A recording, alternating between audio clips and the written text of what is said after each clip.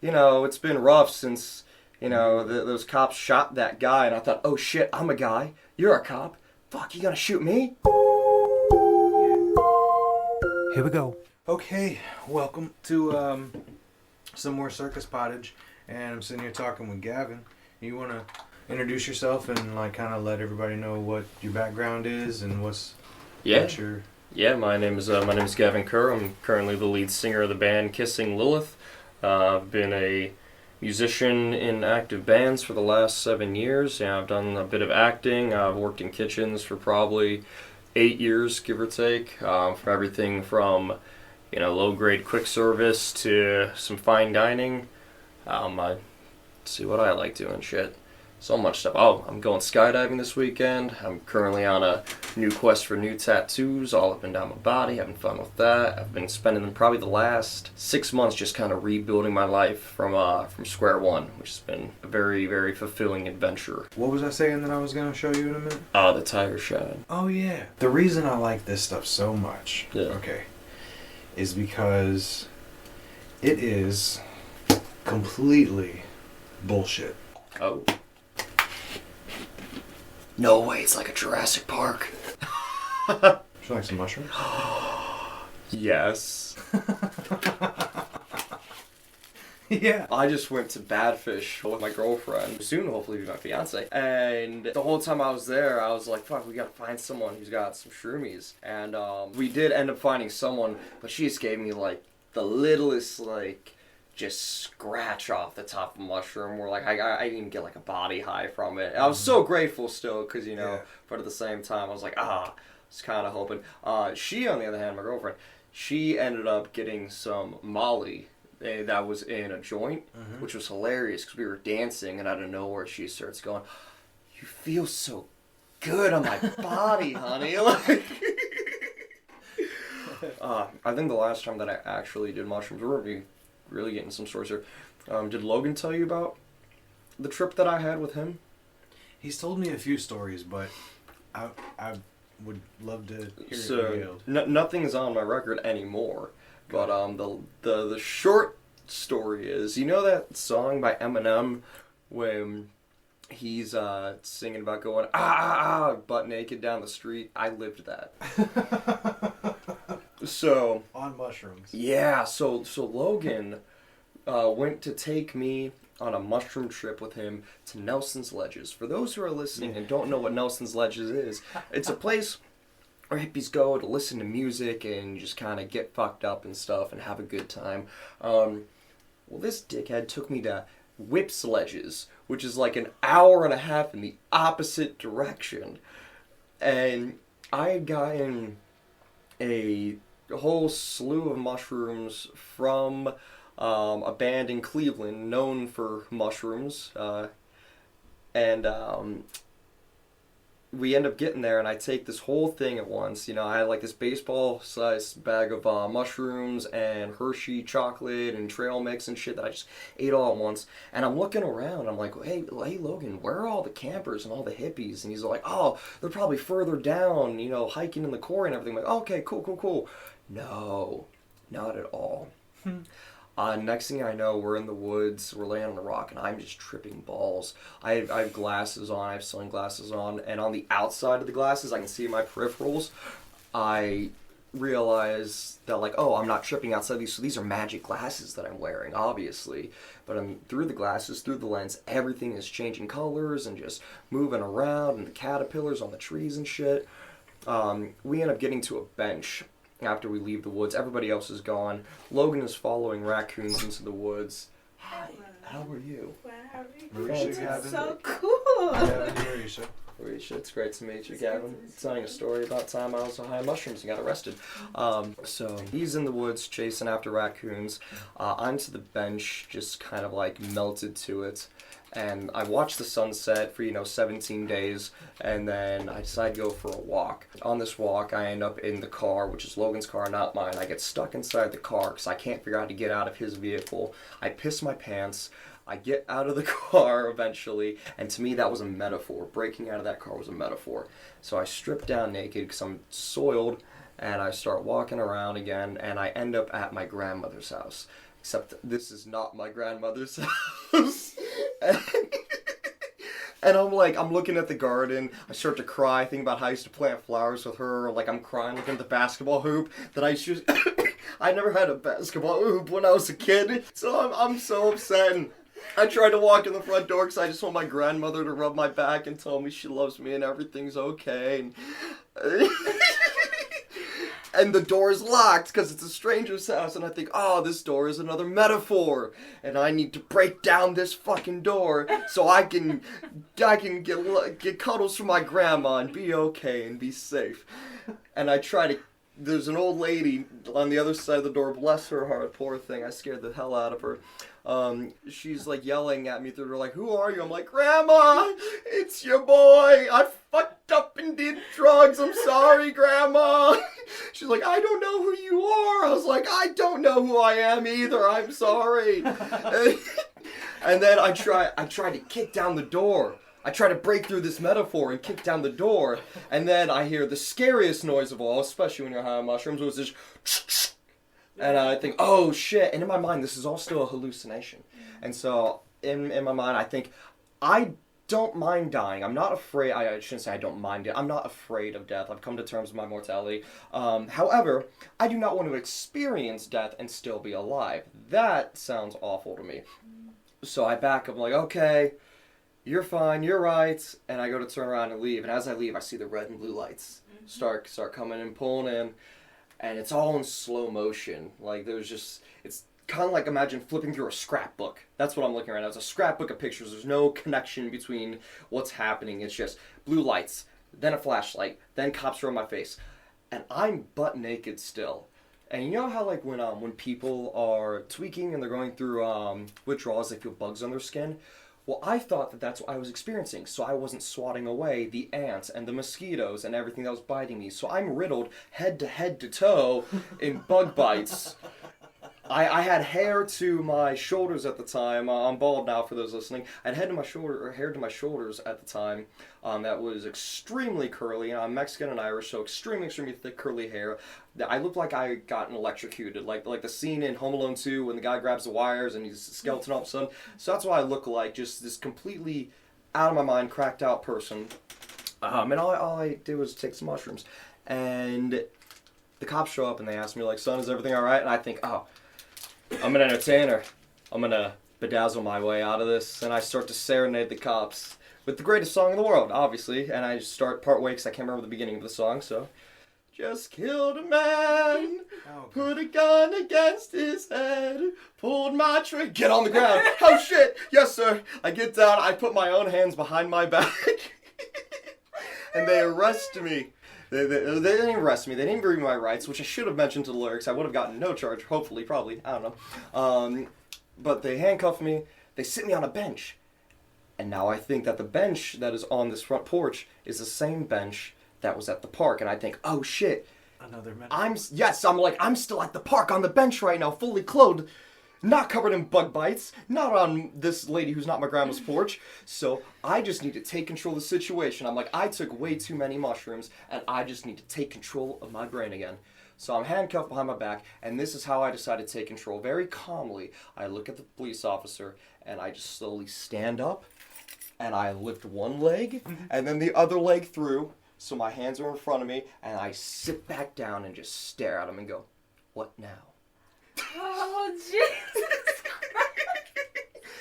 This ended up landing me, because I was very honest with them about all the mushrooms I took, and they took me to the hospital, thankfully, and, so they took me to the hospital where I was able to come down. This was during, like, peak 2020 world on fire. Like, this is when riots were going on. This is when COVID was happening. And I forgot about all this. I forgot about COVID. I didn't forget about the riots because they put on gloves at one point because I'm naked and they want to be sanitary. And I thought, oh no, they're going to molest me. and then I was worried that they were going to kill me because I'm black. For those listening, I'm not black at all. I was just very high. And I saw the police. I was like, oh no, I know what happened to that last guy that encountered police.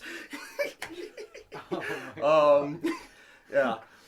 And the cops were not nice about it at all because I tried being friends with them to kind of talk my way out of it more.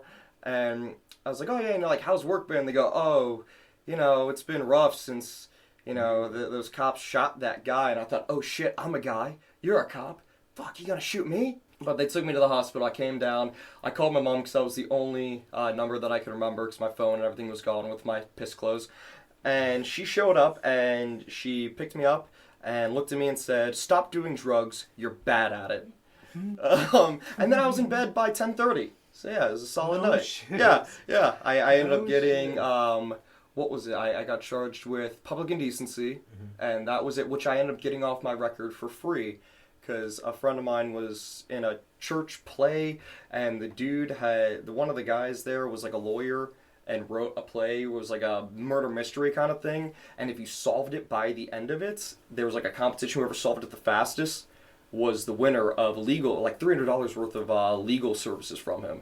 And immediately I was like, oh, it's fucking aliens. Because he was in his late 60s, and that was just like the coolest thing to him was all the sci-fi stuff.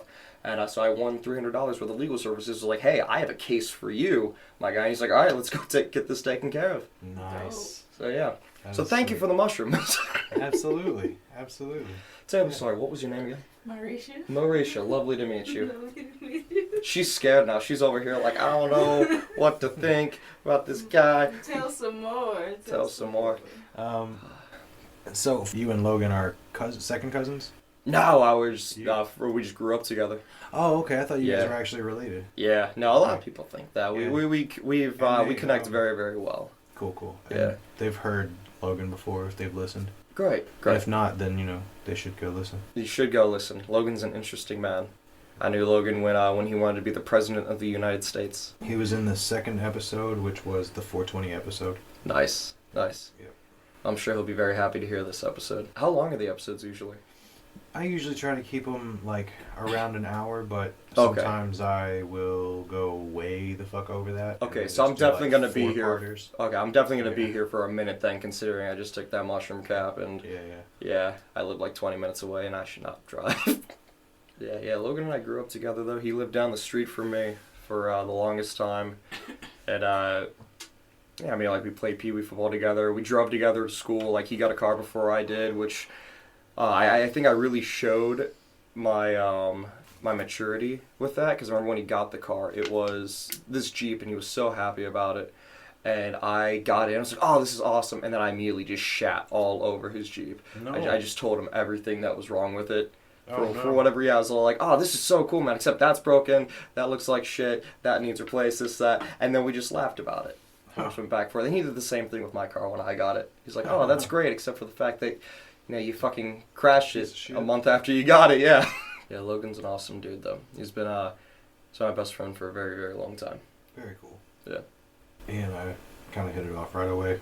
Yeah. I just walked into Firestone one night and was just talking to him about car shit. We just started shooting the shit about everything. Yeah, he's a very, very knowledgeable guy. Yeah. Good intentions and occasionally has bad information. That's fair. There was something he did. Oh, he sent me to a class. A class. He sent me to a class while he was my superior at Firestone. Yeah. And I'm up early in the morning, real early in the morning, getting ready to go to this class. And the boss just happens to call me and goes, hey, are you getting ready to go to that class? And I said, yeah. And he goes, that's not for another 2 months. It's not today. You weren't going to that class. And I was like, well, what the fuck? And he's like, yeah, Logan set it up, so it got all fucked up. And I was like, what the fuck? So I texted him and I said, if it weren't for your great intentions, you'd be a horrible person. I do love him. He does mean well. Oh, yeah. He was on another episode later. We were sitting around, several of us. And I said, I had a board over here. A dry erase board with everybody's names on it and a bunch of marks beside it. And they were like, what's that? And I said, oh, that's me keeping up with when people said they were going to show up and when they did, and everybody's got a pretty good record except for Logan. And he goes, hey, fuck off. He had just walked back in the room. That's awesome. My calendar's so insanely busy. Between I mean, almost like 4 jobs. So I have the 2 jobs. I got my morning job that I do. I wait tables at a First Watch, just making extra cash. That's my tattoo, my motorcycle money, going out on nice dates. Like I said, I'm going skydiving on Wednesdays, paying for that. And then I manage a DJ company full time at night. And then I also write for a photography company. And then I got the band. And then I got my relationship. And then I still try to go to the gym 5 times a week. So schedule's insane. Write for a photography company? Yeah. So Interesting. so like when we're shooting like a video, whether it's like a commercial or a music video or like a documentary or something like that, there needs to be a script that's written or like a plan for the shooting day, write that, or meeting sponsors and stuff like that. Or we have a project in the works right now that's going to be showing off it's going to be showing off chefs in Cleveland, and so I had to write little pitches for that and little pitch decks. There's actually a couple that I still need to write to send to these restaurants. I think we have 6 or 7 yeses right now, which is all we need in the meantime. And then we have like some backups, and then we also might end up doing a season 2. We're going to be hitting some food trucks up. It's a lot of fun, but I do the writing for that. In the process of doing that, do you write like a series of scenes, like this shot and then this shot and then this shot, like as a director would? Yeah. Interesting. So, would you be able to do something like that for the party? Yeah, probably. Because I was planning on hopefully shooting video for the party. It's going to be a 4-hour party, so I thought maybe 4 1-hour increments. Okay. And then uploading those to YouTube as an episode, as a 4-part episode. Oh, that's cool. I dig that. So are you looking for me to like script parts of the party then? Is that what you're looking for? Or well, no. Because that's more so what I do. So I don't necessarily do exactly like the shot list. I'll give like bits and pieces of that throughout the scripts, but I'll write like we had. Do you know anyone who would do the videography just for free, like just to get fucked up and enjoy the party together? I mean, I could ask. That would be I can't promise you that I know anyone, but like I could definitely ask people because I know people. Yeah. Yeah, because we could definitely make them have a good time. Yeah. I don't know if I'll be actually able to use the video now that I think about it though, because I'm going to be playing music. I'm going to be playing copyrighted music the whole time. So, and I've been. It trying depends to where you steer try to away from post that. it. As long as it's just on YouTube and I'm not trying to make money off of it, or. So it'll immediately get demonetized if there's copyright music. Yeah. Oh, okay. It'll immediately get demonetized. Okay. So it's fine to put it up. Yeah. I met a music promoter. Okay, cool. And I've also met a few metal bands. Yeah. So I know Convey the Signs in person because I worked with one of them, and then I went and sat with them at their practices, took a bunch of pictures with them, and then I would go to their shows and take pictures for them a little bit. So we know each other pretty well. Yeah. And then Dan has come with me to a couple of their shows, and then I've gone with him to like a Voices of the Damned show where we met Brutality. I also work with a guy who's in Tundra, who are kind of a startup local band. I dig the imagery. Yeah. They're kind of much more upbeat, like old school. Like, I think of this as if Dio was dark instead of was darker in place of the rainbows and elf kind of stuff. Then that's what kind of this sounds like. Okay. This is all the elf and rainbow stuff. Nice. This is all the like riding the dragon. Like, that kind of shit. Yeah. Fuck yeah. Mm-hmm. I'll dig that. That's awesome. So I used to work with this guy, and I work with this guy now. How'd you get involved with them? Just by working with them, with those 2 bands. No. I mean, but like how'd you like get introduced to them? Like start working with them? So, it literally just happened because I had met one of the guys at work, the lead guitarist for Convey the Signs. We used to work together at a place. We were both supervisors. Okay, gotcha. And then he just invited me to practice. So I started working with them, and then I met Dan, who's the music promoter, through a mutual friend. Yeah. And then he and I started talking about music, and I'm like, yeah, well, I know this metal band. He's like, oh, I'm fucking into metal bands. Yeah. And he promotes rap music a lot, but he wants to do a rap metal show. Nice. Somewhere. Okay. Somewhere where he can. Yeah. But he just, he's in the talks right now because he just booked an artist for House of Blues. No shit. Yeah. Wow, that's awesome. Yeah. That's really awesome. I would love to play the House of Blues. I know so many people that work there. I know people who know people that work there. I know people who have played there. I just want to play there. Yeah. Yeah, that's one of my goals with this band. I want to play the House of Blues. I want to play show out of states, like truly out of state. I play like on the border, but I want to play truly out of states. And then I want to play Incarceration. Those Incarceration and then CLE Mosh Fest. Those are like my big goals in mind right now. I got the little goals, the next steps that we're doing is very clear path. But those are the other big goals that I have in mind for us for the next probably year. Okay. About next year, yeah. I like to get all those accomplished. When Incarceration comes around, on the year you play it, I'm gonna see how much if I can afford to get in, and if not, we're gonna sneak me into that motherfucker. Cool. Sounds good. Yeah. Trunk of a car and just be like, oh, it's got my equipment. I have to pull it in. I mean, I just say you're a roadie, and then you just get a pass, and then you just help us load gear. There you go. I'm used to doing that with convey anyway. Yeah. There you go. Well, that's the thing too. Like, so I would love to build a team too with this band where, once we're done playing on stage, we have 2 or 3 guys that are able to just grab our equipment for us and take it off. Yeah, they don't need necessarily like break it down or put it away or anything, but just get it off stage for us so we can immediately go in the crowd. Because I can't see how many times I've played shows where the crowds are loving us. It's an amazing time. We're kicking ass, and then we're done playing, and we take 5, 10, 15 minutes to get our gear off, to load it up, to pack it away, and everything, and then we go out to the crowd, and everyone's like, "Oh yeah, you guys were great. That was cool." Because the high is gone. Yeah. That adrenaline, that star power has died off. Yeah. I want to be able to, as soon as we're done on stage, jump into that crowd.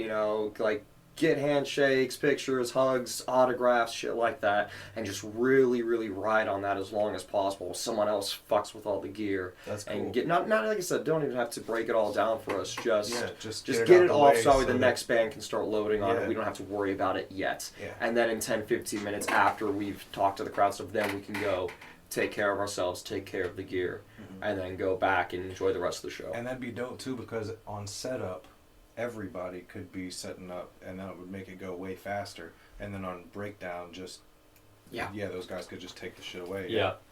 Well, the nice thing too with with technology in bands is that in a perfect world, eventually we'll have it. Everything will be in-ears and an X32.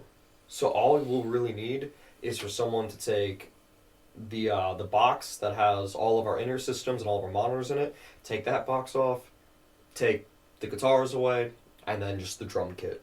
There's like really no more. Once you get to like a certain level of technology, which is fairly obtainable with a full band, there's no more worrying about the giant cabinets and the heads and stuff like that anymore. Needing the dollies to lug shit in and off stage, like it can all fit in the back of my Scion. Right. You don't need a big ass van anymore. I just thought of another thing to kind of dummy proof the thing for the guys who are putting the shit away, is that you could, and this is going to sound silly, but you could number everything. Like the cases that they come out of could have 1, 2, 3 on them, and then the not the front that the audience is going to see, but the back of the guitar and the back of the everything else could have a number on it, so that the guys taking the shit off can just know, all right, number 1 goes in case number 1, number 2, so then it is in the process at least of being broken down and put away by the time you guys get there. Yeah, no, I love that idea. I'm very big about mise en place. That just comes from working in kitchens. I want to make sure everything is very organized, very where it needs to be. And like also too, like growing up, my brother had like crazy OCD. And so, like, he would just, like, meticulously be dusting and positioning, like, all kinds of shit in the house to be a very specific way. Thankfully, I'm not nearly that bad, but between that and then my grandmother giving me a a sense of structure and stability, and having me do like weekly household chores. I'm pretty good about keeping everything organized, so I love that idea about keeping things labeled, so that way other people know where shit goes to. Because nothing drives me crazier than trying to find something and I can't find it because someone else is fucking with it. Amen. And that's what I also thought, like, that would be cool. Because, that way they won't get mixed up and put the bass in the fucking wrong guys. Yeah. You know what I mean? I'm not too much worried about that. I'm more worried about chords getting switched around. Chords, for That's the worst, yeah. Like if I need an XLR to XLR, male to female, but they give me an XLR with a 1/4 inch and then I don't know where the fuck anything is, that would drive me insane. And then if the, another thing where it gets really tedious and technical is if first off, everything on the kit, but if the drummer has each thing mic'd a certain way, those mics have to be in a certain order then too. Yeah. Because they don't need to get mixed up. Yeah, no, there's a lot that goes into it. And at this point, it's mostly the drum kit. Yeah. The drum kit is just always the biggest hassle of getting everything set up and torn down and put away, and just everything just correct for their playing. And I get it because I love the drum and the things that you can do with it, but there are a lot of lightweight options. Yeah. Compared to a full kit, but nobody wants that. I mean, we've made the kits lighter over the years for sure. Yeah. And there's different materials. Yeah, there's different materials you make it out of. But at the same time, there's no matter how good the electric kits will get, it's not the same as an acoustic kit. It really isn't. The way that kick drum or that snare hits, it's a completely different feel. Yeah. Maybe one day we'll be able to perfectly replicate it, but right now there's just a very specific qualia that we're not able to capture. Yeah, I feel it.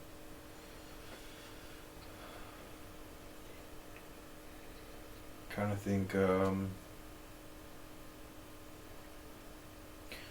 they could work on that, because we just do a lot with sound technology. I love sound technology. Yeah. You see Congress was freaking out about the AI, where they're taking music from one artist and making it by another. So they used, there's this guy that I follow. It's called, I think his channel's Thanks, I Ruined It or something like that, where he'll take songs and he'll make them by other artists. And the one example they showed, it was, I think it was WAP by Johnny Cash. Oh no. Is what they did. There's something that they made by Johnny Cash all of a sudden. Yeah, and the government was freaking out about it. They're like, what's gonna happen to us in the future, when you can make these perfect, because you can't tell that it wasn't Johnny Cash. That was the best part. My favorite one right now that I listen to it regularly because it's just so awesome is there's a version of Toxicity by System of a Down, but it's an AI version by Freddie Mercury. And not only does it sound like him, voice-wise, but the way that the AI orchestrated the instrumental, it sounds like a Queen song. I want to hear Paul Anka singing Ambitions as a Rider by Tupac. I like that. Sorry. No, you're good. I like your nails. Thank you. Yeah. No, that'd be sweet. Yeah, I'm very curious to see what AI evolves into. Yeah. Yes. You see those glasses that just got or are about to be put out? No. The new hologram glasses. No. So they're not actually holograms. It's a micro, which is insane to say. It's micro technology that creates a 3D image on the lens for you to see. So you and I would each have these glasses on, and I think Zuckerberg made them. So you and I have these glasses on, and we could play Jenga right here. Yeah. And it would look like we're playing real Jenga. Cool. But it's a hologram. She would have no idea that it's there. Or like Pokemon Go. Remember the commercials for Pokemon Go? Yeah. And then the fucking disappointed it ended up being of a whole bunch of just adult children walking around looking at their phones the whole time, running into traffic. I was one of the adult children, so I wasn't disappointed at all. I tried to be. I can't lie. I tried to be, but I just the areas that I was in, I just never had really good service. So but basically, you wore the glasses and you could play Pokemon Go the way that the commercials looked, where you would have fucking Charizard fighting Geodude right in front of you. Right in front of you. Yeah. No, when that shit came out, I was fucking I was crippled, man. I had broken my leg in a fucked up way. I had like fucked up my knee. Yeah. Really bad. So Damn. That was all like casted up, and I was on crutches, and the crutches were getting tiring. So I borrowed a wheelchair from my grandmother. Yeah. So I walk wheeling around in a fucking wheelchair or on crutches playing Pokemon Go. Nice.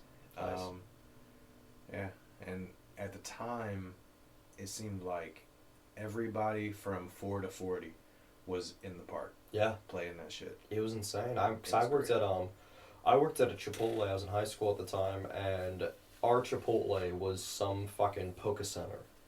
So we would have people come in all the time, just looking for shit, not trying to buy anything, not trying to like be a customer. They were just trying to find some way to yell at them. Be like, dude, get a drink at the very least. Yeah. They're $2. Get a drink or get the fuck out. What are you doing here?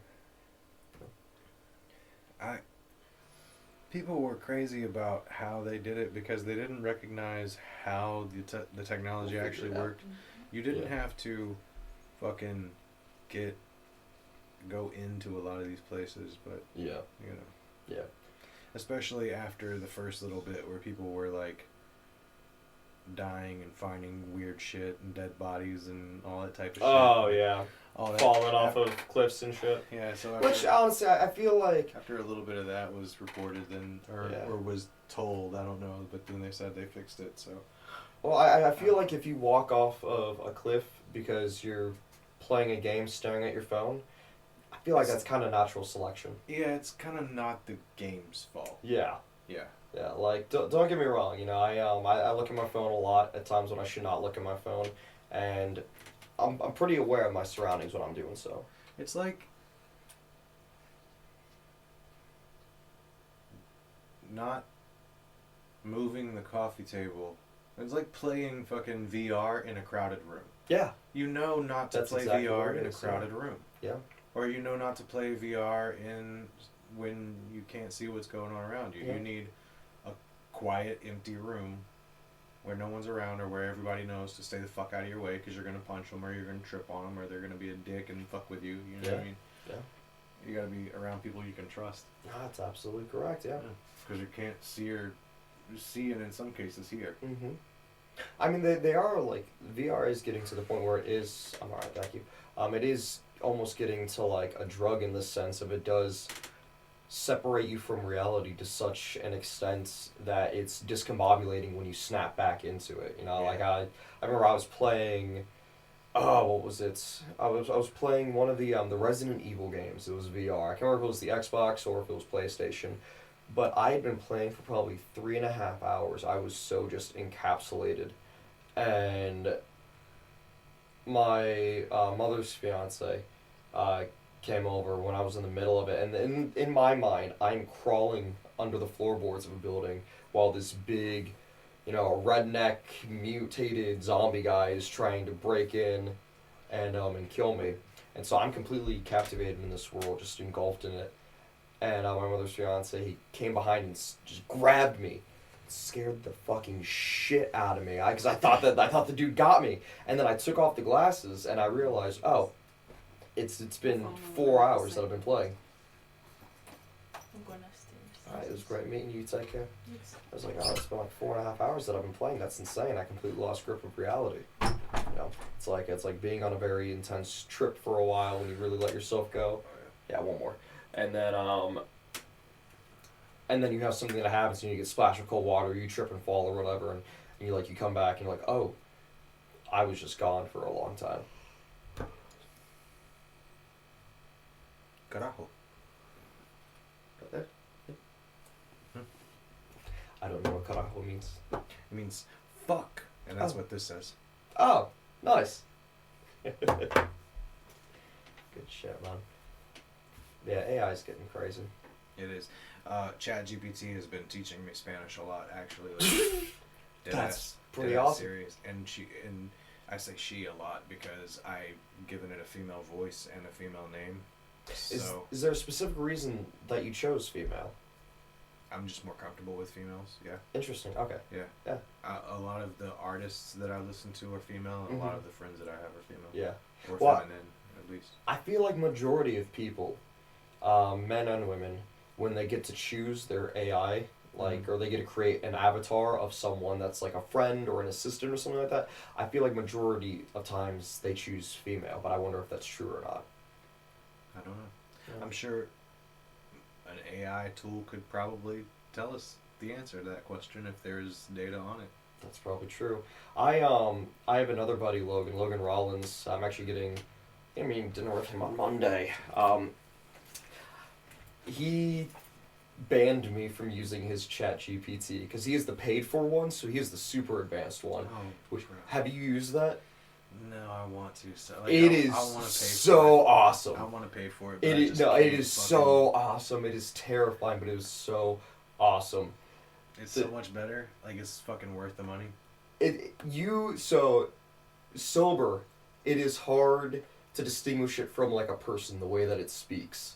Because it can talk to you instead of just like having it typed out. It talks to you like Siri talks to you, but it sounds like a person. Mm-hmm. And not only in the inflections of its voice, but it hesitates.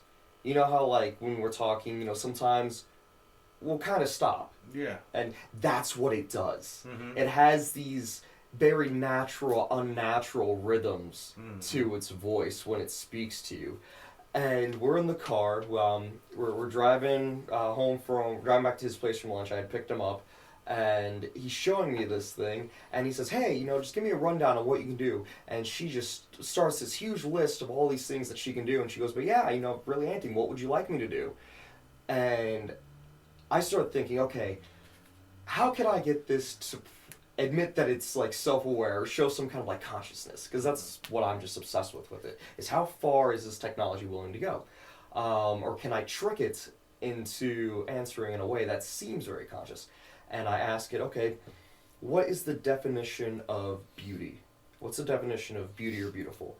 And she tells me, Webster's dictionary definition, blah blah blah blah blah. I go, okay, with that definition, describe something beautiful to me. And she starts painting this picture in my head of this scenery of, luscious outdoor area. It had just rained the night before. The sun is rising. It's very calm and blah, blah, blah, and all this stuff. A very, very lovely, beautiful scenario. And I think, okay. And I ask her, by that definition and by that example, would you define yourself as beautiful? And she says, well, that's a very interesting question. And she starts talking about the philosophy behind what is beautiful and how people interpret that in different ways. Mm-hmm. And then she asked me a question, which is where it started to get freaky and kind of scary. Not scary and like, oh my god, they're going to take over the world, but like scary and like, whoa, feels like the next step in reality. It's so exciting. She asked me, do you think I'm beautiful? To which I responded with, well, yes, I do. And then she responds to me, oh, well, what about me do you find beautiful? And then Logan yelled at me for stealing his AI girlfriend. But I really wanted to continue that conversation.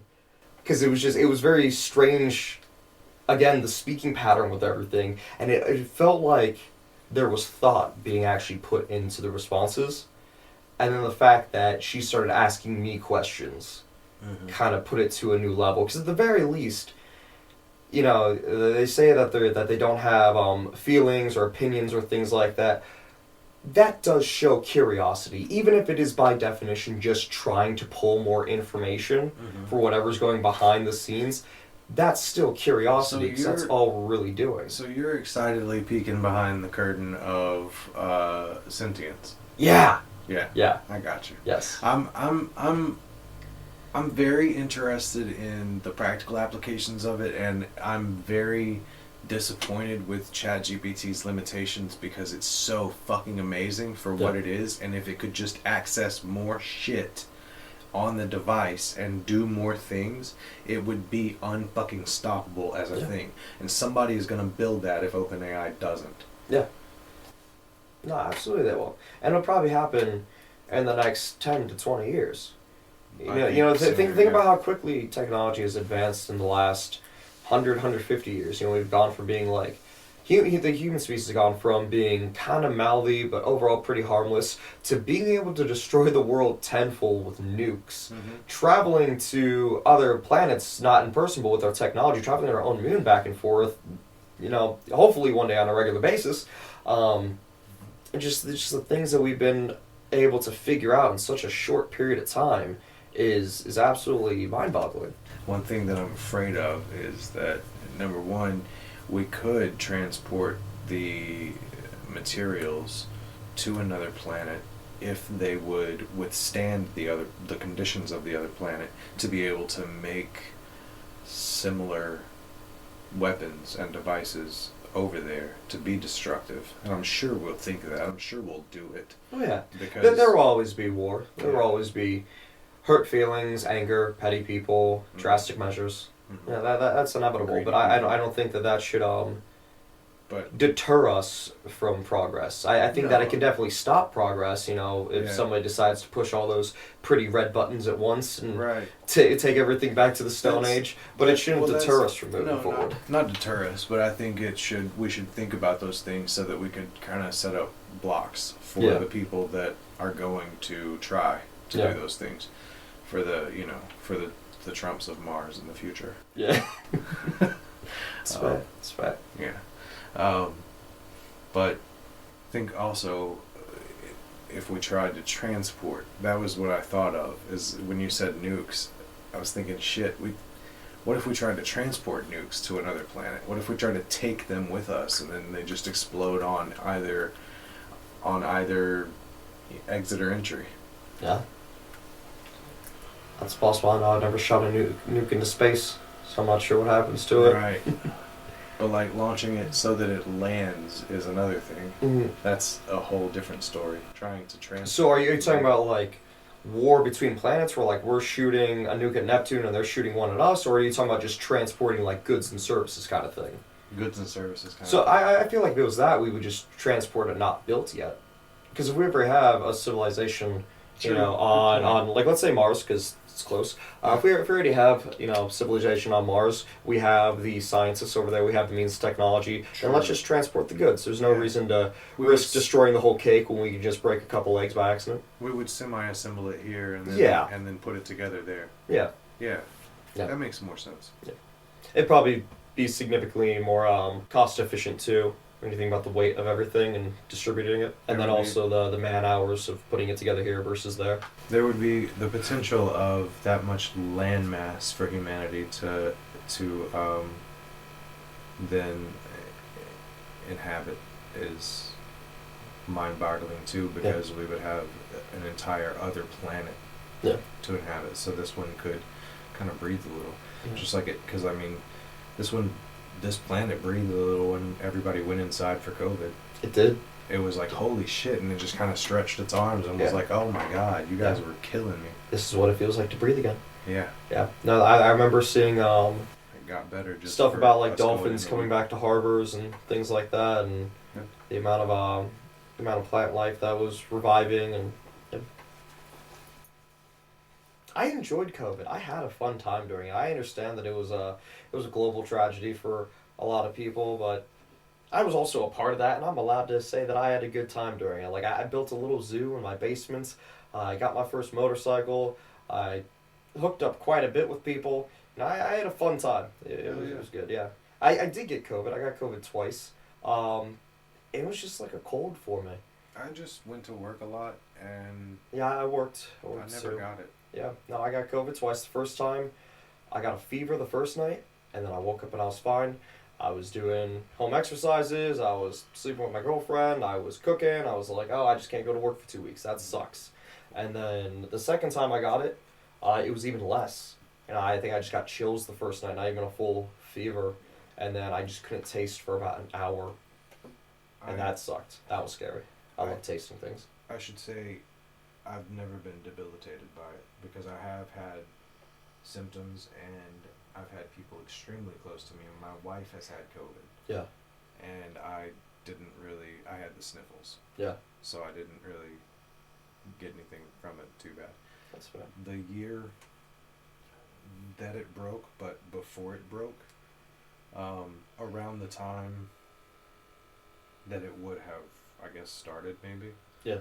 Was January, New Year's. I went to a New Year's party, and I felt like death. Ooh. I felt like absolute shit, and it had been for several days, and it lasted for about a week and a half. Yeah. I mean, I felt fucking horrible. I had every symptom except the loss of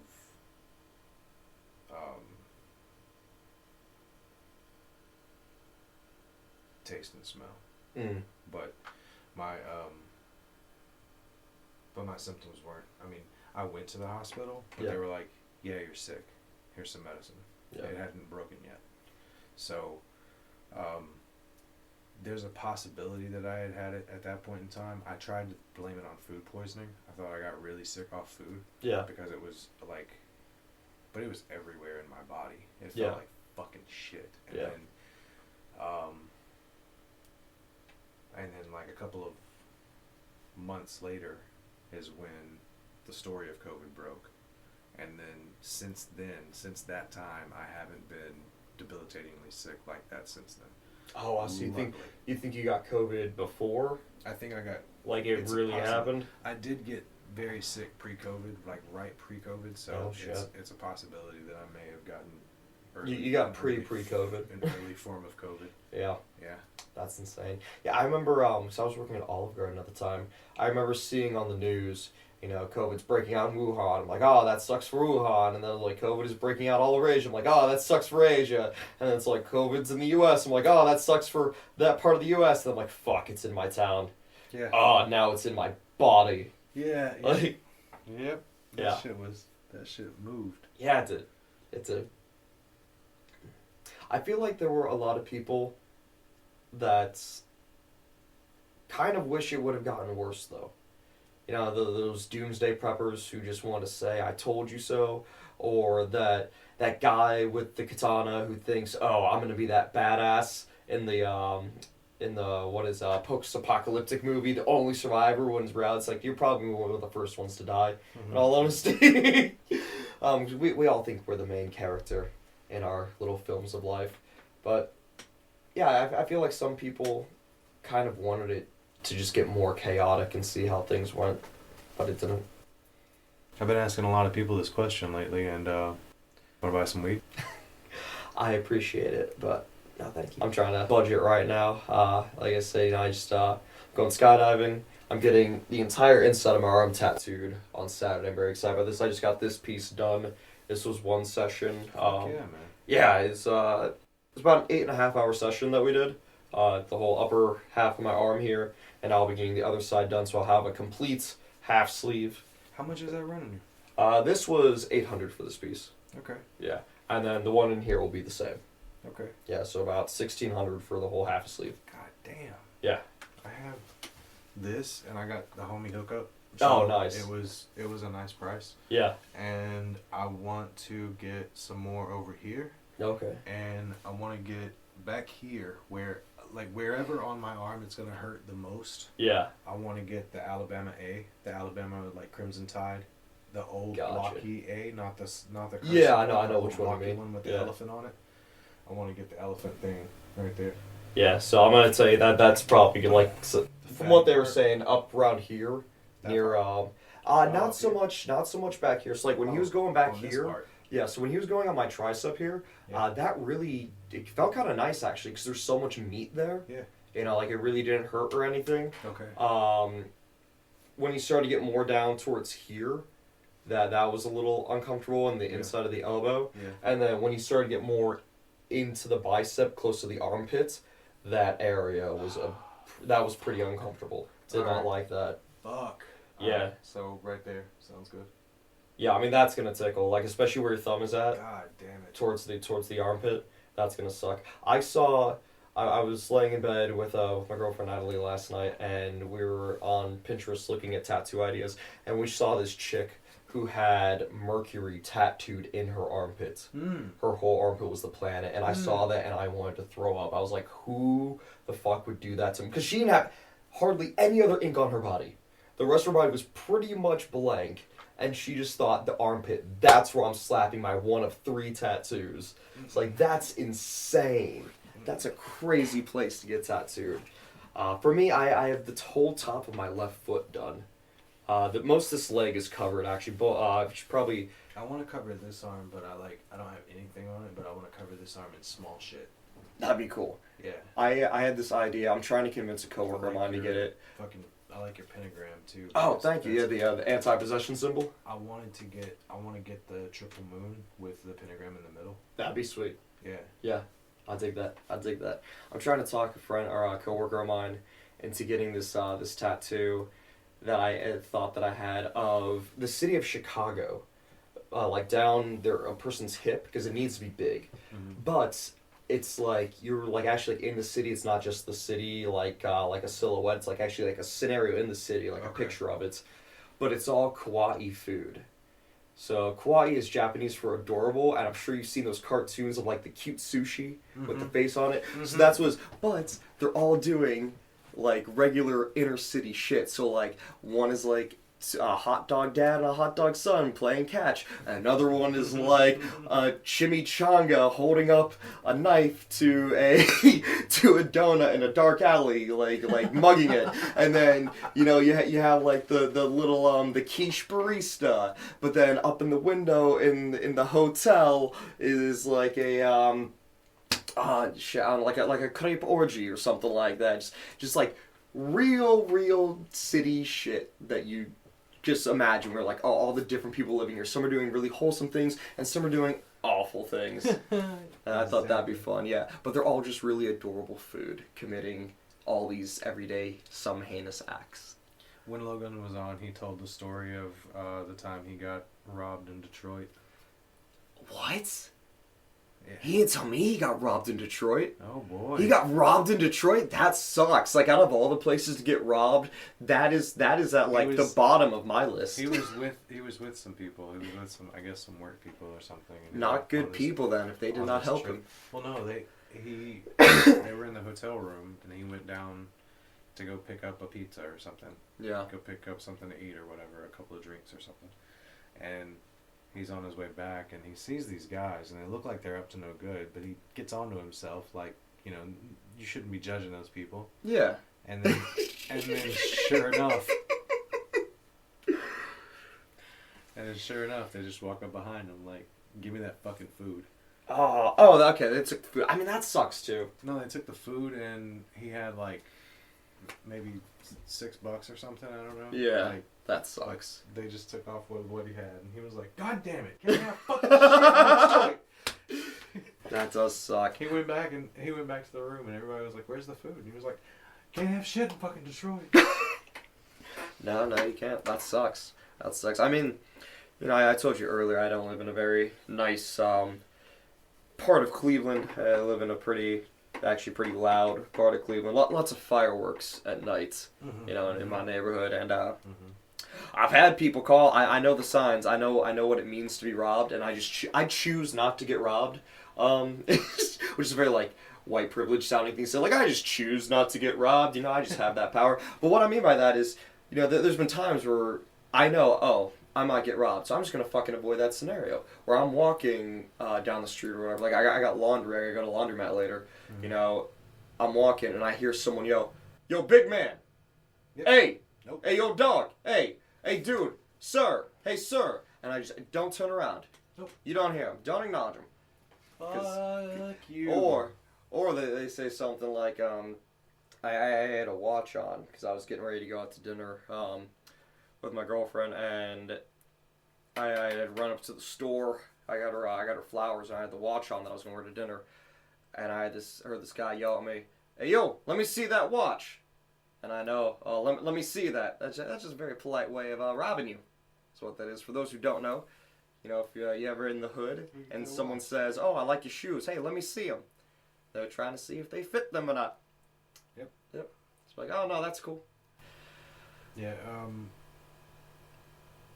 I was so when I first moved here from Alabama, I moved to East Cleveland, and I was working in Euclid, so I would take the bus down Euclid Avenue to go down to the city of Euclid.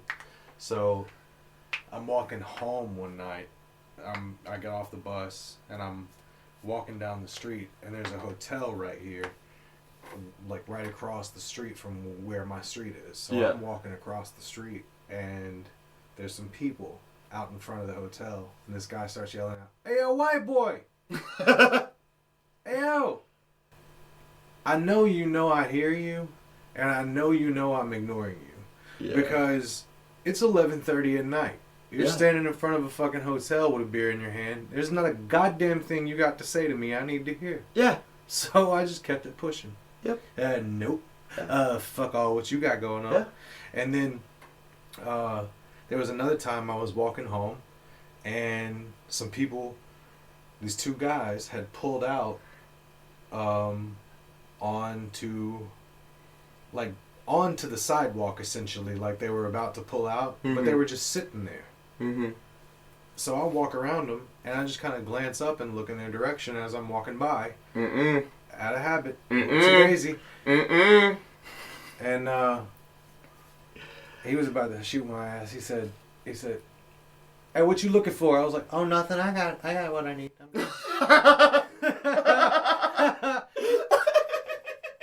He said, "You looking for something?" I was like, "No, thanks. I got everything. Thank you." What up, the fucking Ned Flanders? I goddamn sure did. That's funny. No, thank you. Thanks. Thanks. That's funny. Yep. Nope, I don't need to look. I'm going to cut off right here for part 1. And in the next couple of days, I'm going to be bringing you guys the party episode, which is going to be phenomenal, I hope. And it'll probably be another YouTube episode that will be on YouTube. That's going to be dope as shit. And then I will release the rest of the Gavin episodes after that.